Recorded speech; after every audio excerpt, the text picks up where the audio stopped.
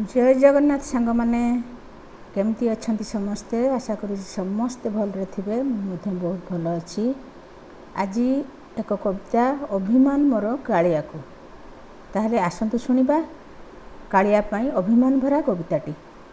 भकति भरा मो छोट हृदयटी जाइए भांगी सीना सेथिपाई परा अभिमान मुहि करे नाही आराधना काहीकिना तुमे शुणिलनी जमा मोर हृदयर डाक करे नाही तेणु पूजा अर्चना भूली जाइए श्लोक अभिमान करी तुम उपरे मु जाए ना मंदिर केबे केवल पिलांक जन्मदिन रे जाए ताहा आसे जेबे रखी नाई घरे तुमरी आस्थान दिए ना धूप नैवेद्य बेले बेले किंतु करिबाकू ताहा होई थाए मुहि बाध्य काहींकी कपट करिलो मो साथे से कथा जाने ना मुहि तथापि हृदय रखी साइती जेते दिन थिबी जी।